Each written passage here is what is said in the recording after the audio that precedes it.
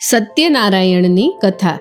શાસ્ત્રો અનુસાર કળિયુગમાં દરેક મનોરથ પૂરા કરતું જો કોઈ શ્રેષ્ઠ વ્રત હોય તો તે છે ભગવાન સત્યનારાયણનું વ્રત. સત્યનારાયણની કથા અને વ્રત આમ તો કોઈ પણ શુભ દિવસે કરી શકાય છે, પણ જો આ વ્રત કાર્તિક પૂર્ણિમાથી શરૂ કરી અને 12 પૂર્ણિમા સુધી કરવામાં આવે તો તેનું વિશેષ ફળ મળે છે.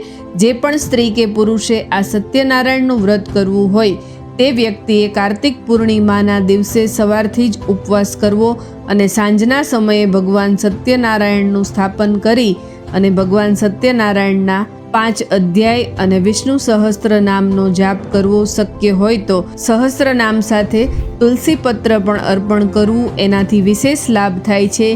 એ પછી 5 પ્રકારની પ્રસાદીમાં એક રવો અથવા ઘઉંના લોટનો શીરો લેવો. આ રીતે 12 પૂર્ણિમા સુધી ઘરમાં જ સત્યનારાયણની કથા કરવી. 12 પૂર્ણિમા પૂરી થતાં ઉજવણામાં યથાશક્તિ દાન દક્ષિણા આપી અને બ્રાહ્મણને ભોજન કરાવવું. પૂનમના દિવસે સાંજે એકટાણું કરી શકાય છે. શાસ્ત્ર અનુસાર સત્યનારાયણનું વ્રત કરનારે હંમેશા સત્ય જ બોલવું અને સત્યના પથ પર જ ચાલવું. આમ કરવાથી તે વ્રતનું ઉત્તમ ફળ મળે છે. જય માતા.